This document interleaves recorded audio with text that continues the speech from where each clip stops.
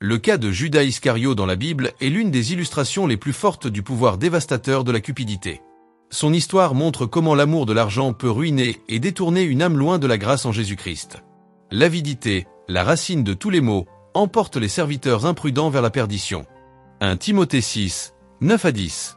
Mais ceux qui veulent s'enrichir tombent dans la tentation, dans le piège, et dans beaucoup de désirs insensés et pernicieux qui plongent les hommes dans la ruine et la perdition.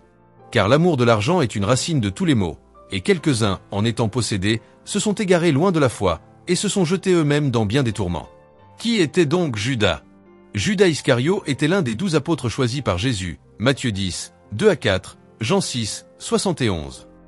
Son nom Iscario signifie peut-être homme de Kériote, un village de Judée, ce qui le distinguait des autres disciples, pour la plupart galiléens. Judas prenait soin de la bourse commune, car il était le trésorier du ministère du Seigneur Jésus. L'argent destiné aux besoins des disciples était à sa charge. L'apôtre Jean dans son évangile dévoile le vrai état du cœur de Judas.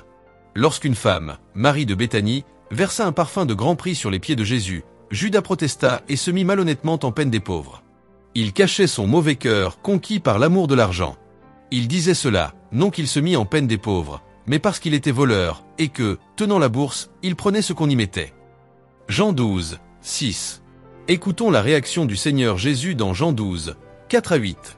Un de ses disciples, Judas Iscario, fils de Simon, celui qui devait le livrer dit: « Pourquoi n'a-t-on pas vendu ce parfum 300 deniers pour les donner aux pauvres ?» Il disait cela, non qu'il se mit en peine des pauvres, mais parce qu'il était voleur, et que, tenant la bourse, il prenait ce qu'on y mettait. Mais Jésus dit: « Laisse-la garder ce parfum pour le jour de ma sépulture. Vous avez toujours les pauvres avec vous, mais vous ne m'avez pas toujours. Pourquoi n'a-t-on pas vendu ce parfum 300 deniers pour les donner aux pauvres ?» Parole de Judas, Jean 12, 5.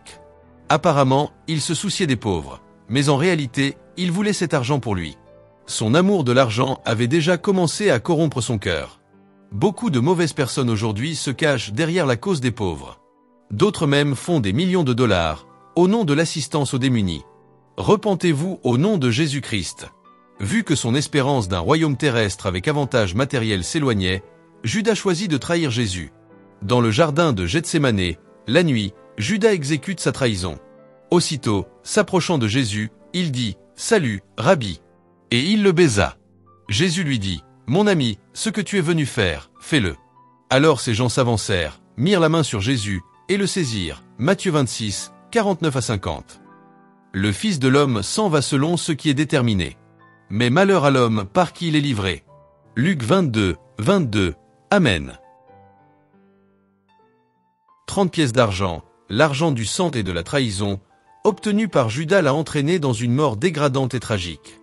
Oui, le suicide l'a emporté violemment tout droit dans le lieu infernal de tourment.